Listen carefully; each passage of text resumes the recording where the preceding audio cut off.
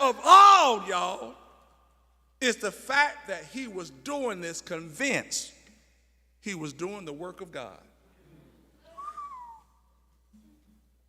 You don't ever want to bump into a religious person who think they are killing you and doing the work of God. Such was Saul. Donald Guthrie said, violence for the cause of God is always the most tragic, for it reveals a totally wrong idea about God.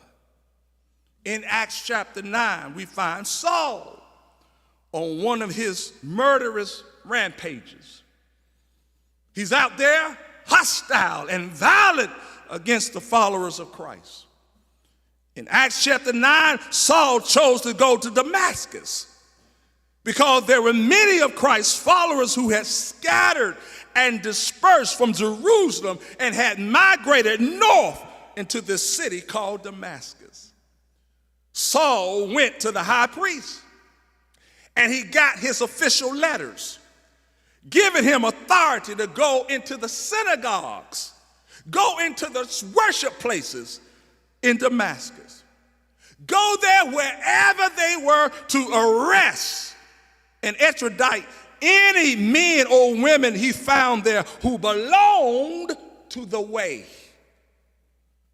This was no insignificant thing, y'all, for Saul to do, to get these letters and go into the synagogues of Damascus and arrest any men and women he found there who belonged to the way. This was no insignificant matter because these letters meant Saul had the highest religious authorities backing him.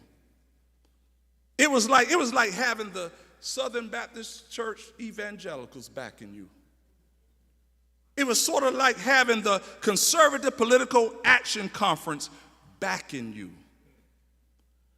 The high priest's authority and authorization was acknowledged throughout all Judaism. And like a bounty hunter with legal papers, Saul had no difficulty going into the places where the people of the way worship and drag them away, killing some and arresting others. Reference to Christ's followers as those who belong to the way can be found throughout scriptures after Acts chapter 9. It's also referenced in another text I raised this morning, and that's Acts chapter 22, verses 2 through 5. In this text, we find the infamous, nefarious, notorious, iniquitous, atrocious, vicious, villainous, and ruthless religious Saul. In Acts chapter 22, we find this man who has now been changed. A wonderful change has occurred in his life. For a while on that road to Damascus, where he had got the papers to go and hound and arrest and even kill those who belong to the followers of the way. While on that road, he got a testimony that he was knocked down off his high horse. He saw a light and he heard the voice of Jesus. And ever since that day, all of his ethics, all of his values changed. In Acts chapter 22, Saul of old is now a new person. He's a sanctified, saved, filled with the Holy Ghost Paul. He's a converted Paul in Acts chapter 22. He's a changed man with a conversion testimony. How many of us know that Jesus can save to the utmost and he can save to the guttermost? How many of us know it doesn't matter how wicked and how villainous, how vicious, how nefarious you are, Jesus can save anybody.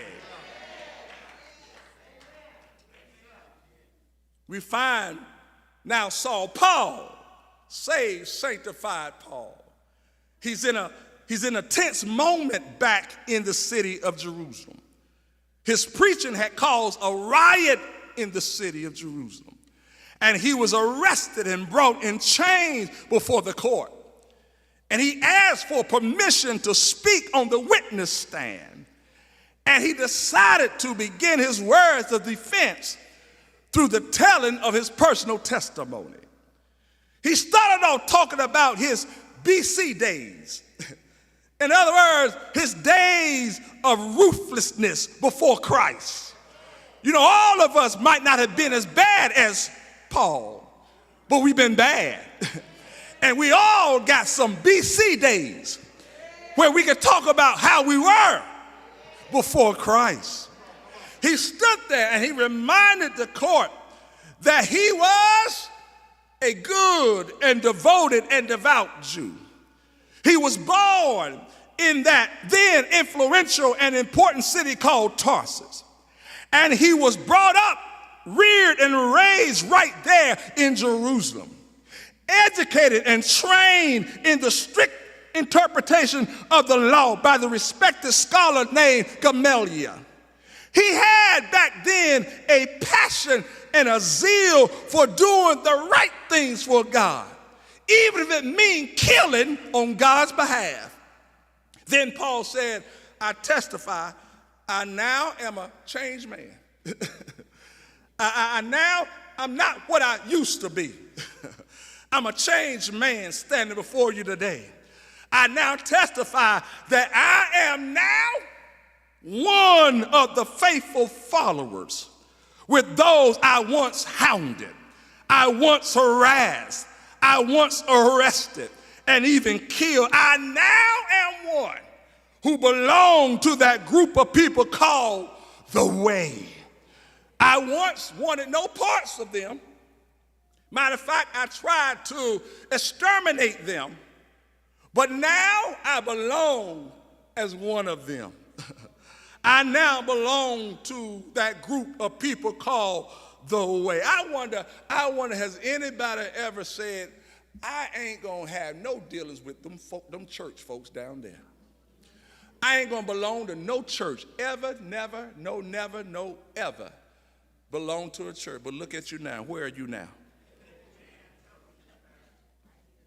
Have you ever said, I ain't going to ever belong to that group of Christians. I'm never ever going to belong to that kind of folks down there. But look at you now. Ain't God good? Won't God do it? Won't God turn you around and put you in church? Look at you now. You're serving the Lord. Look at you now. You're worshiping the Lord. Look at you now. You're praising the Lord. At one time you said, I ain't going to ever. No, never belong to them folks. Paul said, I was one of those. Said I would never. But the Lord changed me. And look at me now. I belong to those people called the Way. Now, people of the Way was one of the early names of Christ's followers. And again, I remind us that long before the followers of Christ were first called Christians, they were unapologetically identified and were unashamedly referred to as people of the Way. Presumably, the early followers of Christ were identified and referred to as people of the Way because of their commitment to the Jesus who declared in John chapter 14, verse 6, that I am the way, the truth, and the life. It is presumed that these early followers of Christ were identified and referred to the Way, people of the Way, because they were the ones who had received and believed and had decided to follow Jesus, who said, I am the Way. I am the one who claims exclusivity. I am it. I am the one who claims divinity. I am that was revealed to Moses. I am the one who claims necessity. I'm the one who said, if you're looking for life's fulfillment in any kind of way, I'm everything you hope for and everything you need. I am the one you know the truth about God. I am the human face of God. I am what God is like with skin on. I am as much of God as you will ever see. I am the one who gives real life and what real living is all about. If you want to know what it means to live with power and purpose and peace and joy and hope and guidance and realize there's got to be more to life than the way that you're living, I am the way. I am the way, the doorkeeper between you and God, because you got to go by me to make it into heaven. I am the way. I'm your bus driver who gets you and all sinners through the pearly gates. I am the one that your ticket needs to be stamped by my blood in order to ride that glory train. I am the way. And presumably, these were the folks who had committed their lives to following, believing, and living for that Jesus who said, I am the way. They were called people of the way because they were followers of Jesus, the way. Now, by non-believers and non-followers, the expression and the identification of being people of the way originally was ridiculed, mocked, laughed at. It wasn't a noble name to be called people of the way. You were laughed at. You were ridiculed. You were mocked. Matter of fact, Saul's mistreatment of them was the ultimate example of how social and religious folks thought of them. People of the way were bullied. They were threatened. They were hounded. They were harassed. They were assaulted. They were mutilated. They were stoned like Stephen. They were falsely arrested. They were lynched and crucified on a cross like Jesus. They were burned at the stake. They were thrown into dens of lions. They were pressured. They were persecuted to denounce their faith. They were meanly and senselessly killed. All manner of unnecessary mean things were done to people of the way. Oh, you better be sure. You better be very sure you want to be called one of the people of the way. I had to ask the question, why were they treated such?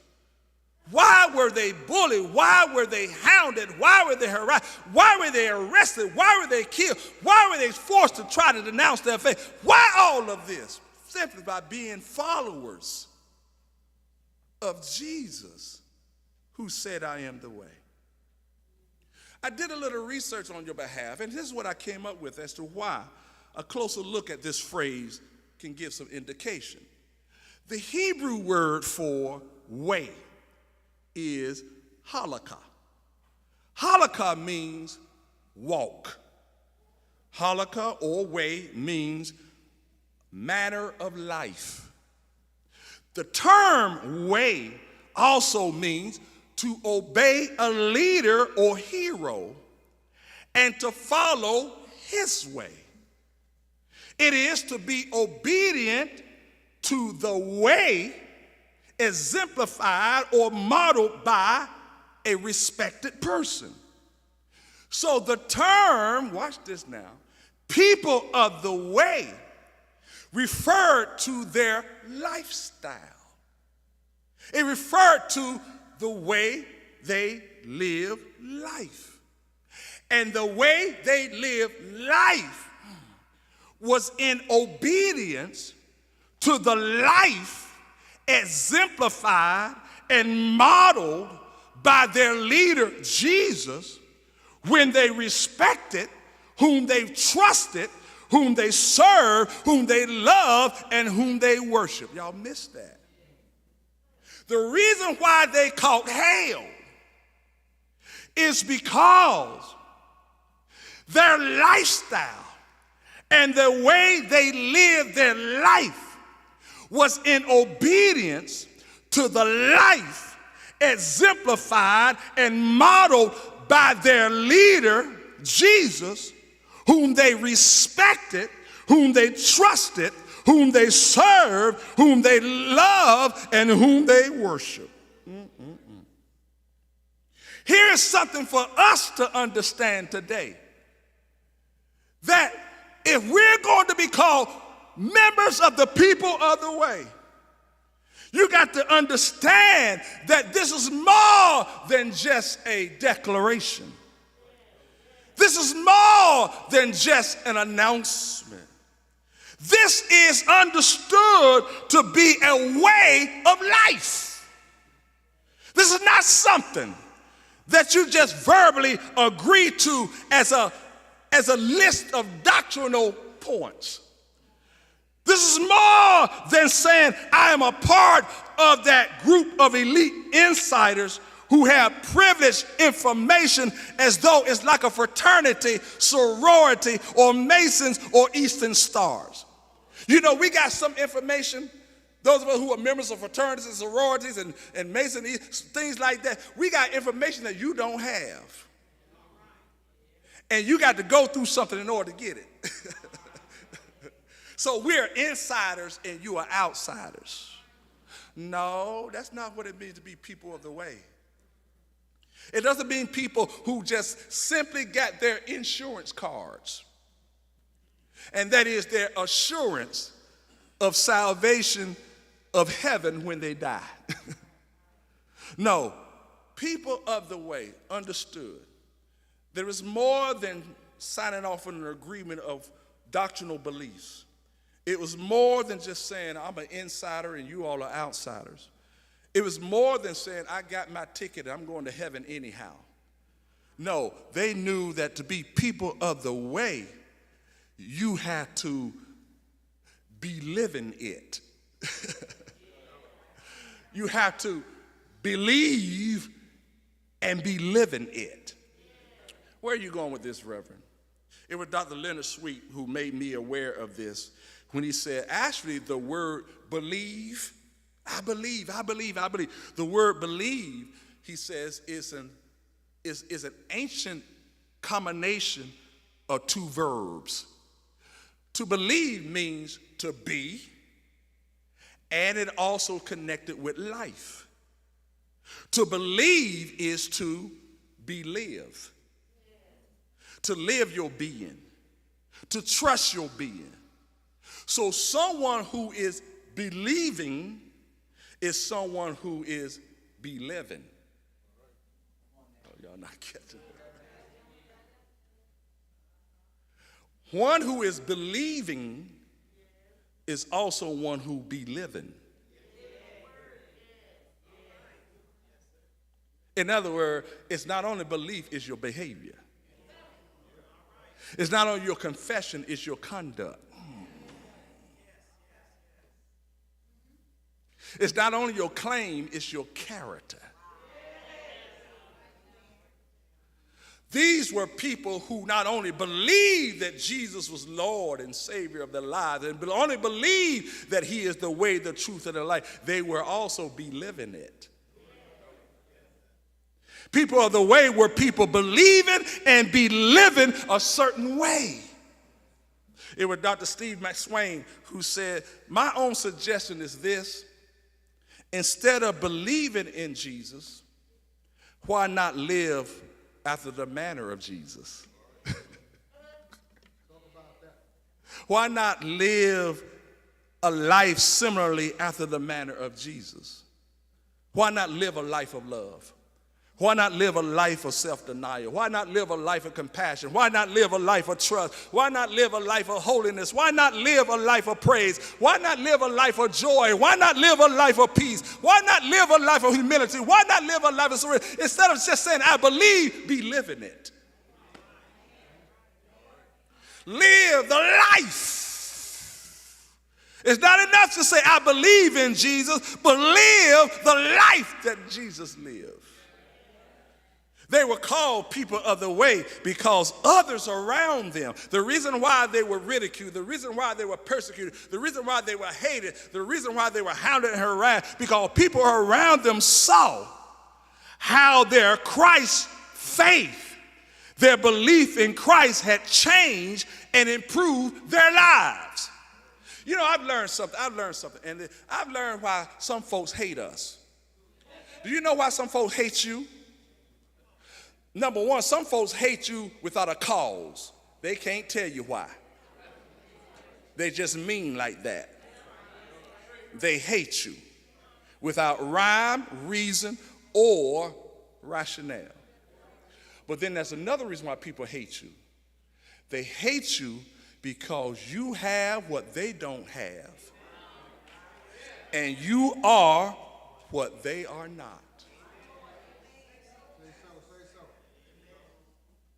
In other words, here the people of the way was hated because of the way they lived their faith, their improved lives.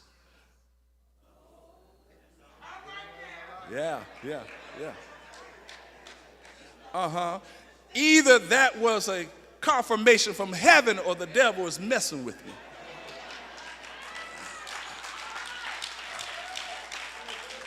Either that was a wink from God or that's... I'm going to take it to the Lord saying, you own it, boy.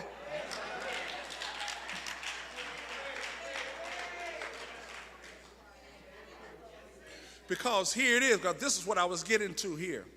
Talking about believing and be living it, and being hated because you have something that other folks don't have, and you are something that they are not. Here it is. Peter Gomes put it this way. He said, the greatest argument for the validity and genuineness of the Christian life is the changed life of a Christian. He said, our work is to live the life of the one who lives in us, and to show how our poor lives were renovated by the reality of new life and new living. People may ask, what changed? He said, that's the wrong question. The question is rather, who changed? He said, the heart and the burden of the New Testament is not that the world changed, but that ordinary men and women who followed Jesus Christ were changed from the ordinary to the extraordinary. They did not change the world, but they themselves were changed, and thus their attitude toward the world and all that was in it changed. They saw things differently, and they responded to things differently. Things were not different, but they saw them differently, and thus they themselves were different. Things were not different, but they themselves were different. They were no longer terrified by their shadows. They were no longer terrified by death. They were no longer terrified of people. They were bold because they were different. He said, you want to know the best definition of a Christian? Do you really want to know what a Christian is? He said to be a Christian is to be a changed man, changed woman in an unchanged world. Anybody can be a Christian in a Christian world. But he says, in case you haven't noticed, this is not a Christian world. This is a pagan world. This is a fallen world, secular world, sordid world, shabby world, dumbed down, tuned out, tired old world. It happened to be the only world that you and I are living in right now. So to be a Christian in this world is to be a changed person in the middle of an unchanged world. It is to live God's changes in us in the power of Christ in us. People of the way live out their changed lives. They live out before the world their renovated lives. They live out their beliefs in the world. they be living as their Lord lives. And for that, you will get persecuted because you're in an unchanged world. And they will hate for what you have that they don't have, and who you are and what they are not. It was the late Dr. E.V. Hill who once said, we can't convince the world that Christianity is a hill of beans if there's no change in our lives. It was Nietzsche who said, these Christians must show me that they are redeemed before I will believe in their Redeemer. Remember, I quoted earlier what the senator said to Lord Ogilvie. You have to make Christians out of Christians first before this nation would ever turn around. Why were the people of God, why were the people of the way so maliciously mistreated? It's because they lived a changed life in a pagan, fallen, secular, dumbed down, tired, old, unchanged world. They lived similarly after the manner of Jesus and lived a Christian life like their Christ in an unchristian world. They bravely and boldly decided to live the way Jesus lived. They saw things differently and they reacted to things differently. Thus, they were different. They were no longer terrified of anybody. They weren't scared.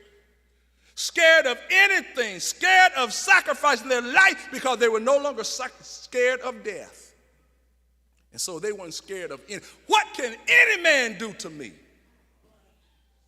Because I serve a God who can turn life out of death.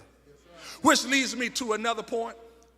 And that is, make sure you understand, choosing to be committed to being a part of the people of the way is a deliberate choice with some serious consequences.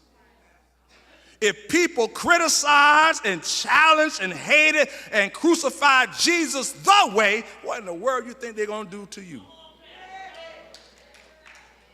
So being a member of the people of the way is challenging. It's not always easy. You're not going to be popular. You're not going to be liked. And you need to understand is also that living as people of the way is a commitment of a lifestyle. This ain't just a weekend trip. This ain't something you just do on Sundays. This is your total way of life. A week-long life. This ain't no play on the playground. This is a battle on the battleground. There's oppositions in this world. There are antagonists in this world. There are enemies in this world. There's something in this world that's always going to work against God and work against God's people. Work against all that is right and true and just and holy. It's going to work against you. You got an enemy. People of the way got some trouble on the way. Remember that this is a world of people and a cosmos of devils that hate what is good, that hate what is right, that hates what is true, that hate what is fair, that hates what's just, that hates what is holy. This world ain't our home. We're just passing through, which leads me to another point. I said earlier that presumably the early followers of Christ were called people of the way because of their identity with Jesus, the one who said, I am the way. Watch this. Their identity wasn't because of any badges on their lapels. It wasn't because of any t-shirts they were wearing on their backs. It wasn't because any big, large crosses around their necks. It wasn't because they had any bumper stickers on their chariots. Their identity was revealed in their personation of Jesus in every part of their lives. In other words, they lived a certain way. They talked and walked a certain way. They acted and reacted to things a certain way. They loved unconditionally. They gave sacrificially. They related to folks in a certain way. They congregated in a certain way. They view their future in a certain way, and they review their past in a certain way. All of it was in like manner of the way. People of the way didn't claim themselves to be the way. Jesus was and still and ever shall be the way. So they never walked around talking about follow me, I am the way. We're not called to be the way. We're called to be a way that points to the way.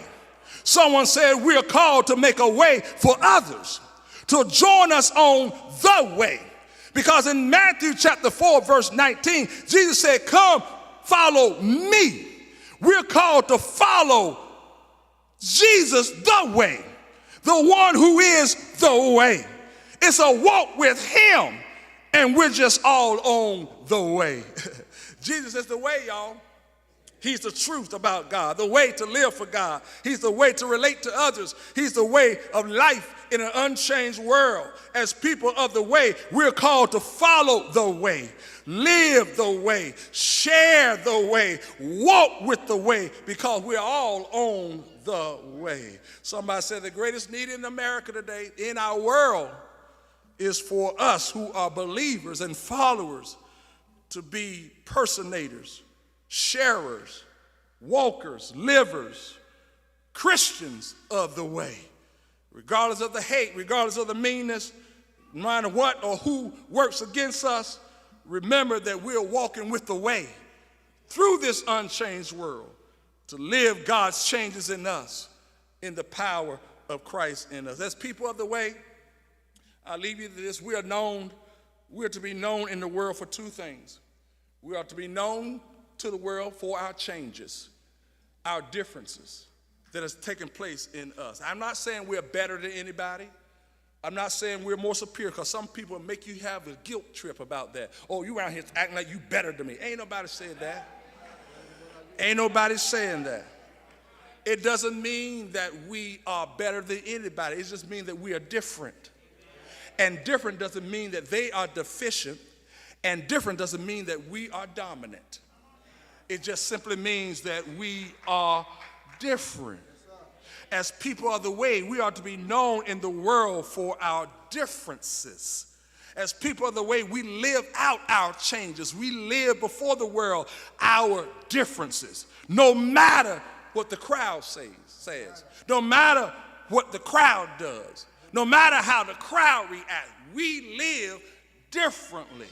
There was this segment of the program called Prime Time, when they investigated the question, why do people follow the crowd?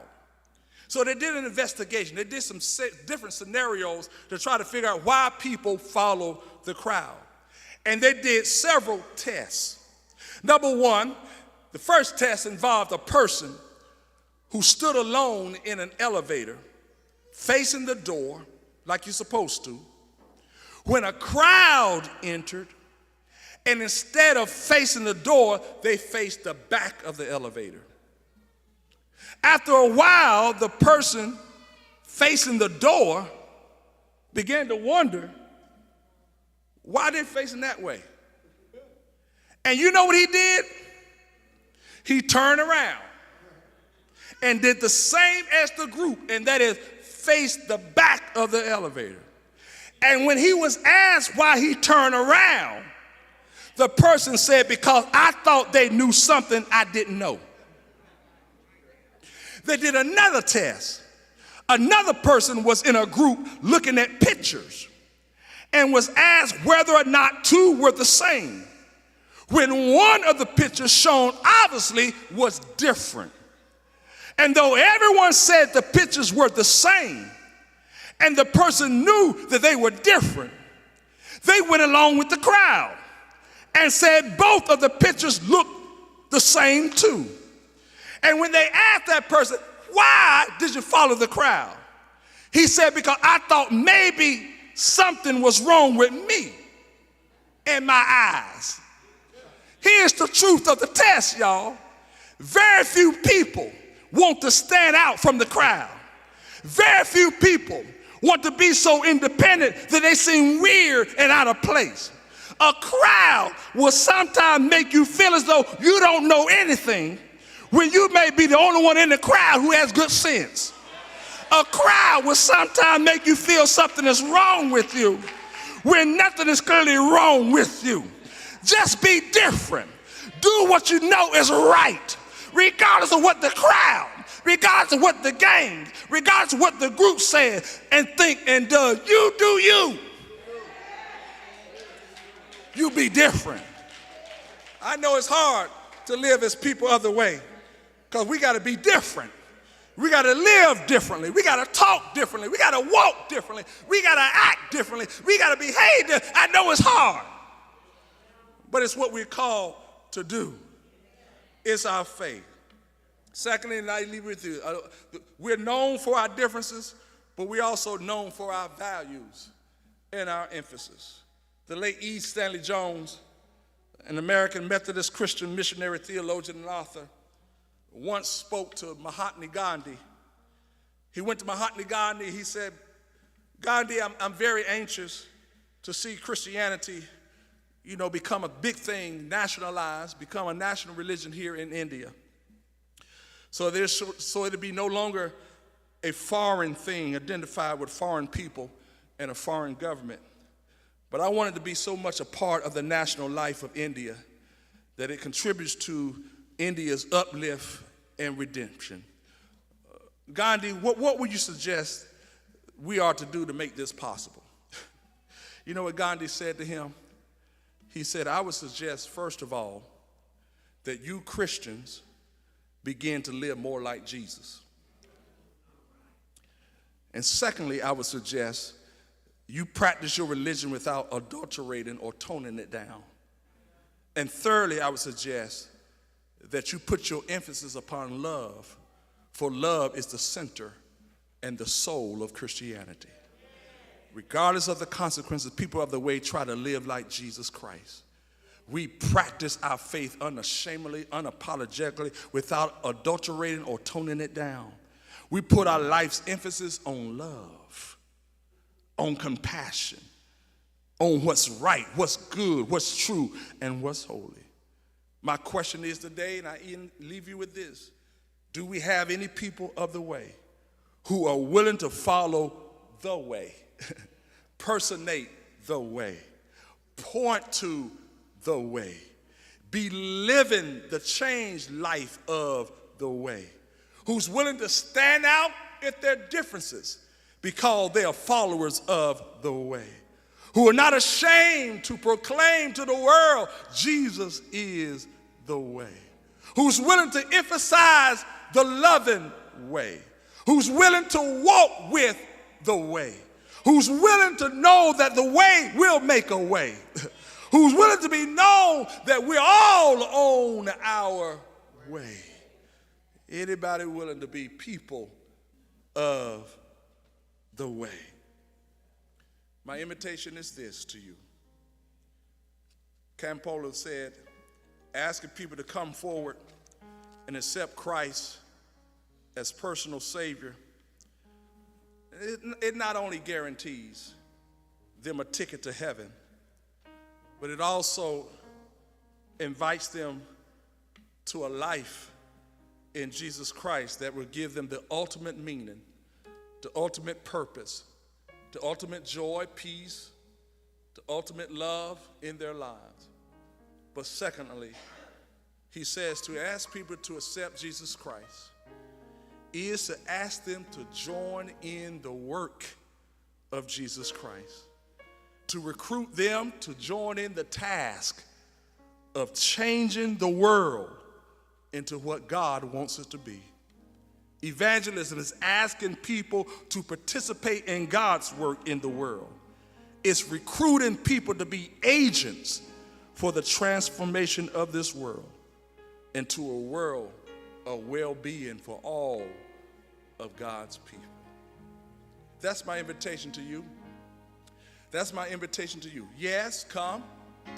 Jesus, who is the way, truth, and the life, will give you the ultimate meaning of your life if you accept him. But the other thing is I'm inviting you to not only come and believe, but also be living it to the point where you will help with your changed life and your transformed life, your saved and sanctified life, change the world through your differences, through your values, through living the life of the way. I have decided to follow Jesus. I have decided to follow Jesus. I have decided to follow you. No turning back. No turning back. No none go with me. No none go with me. I still will follow. Though none go with me, still I will follow. Though none go with me, still I will follow. No turning back.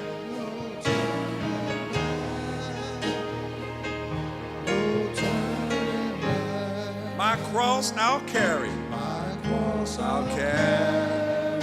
Till I see Jesus. My cross. Till I see Jesus.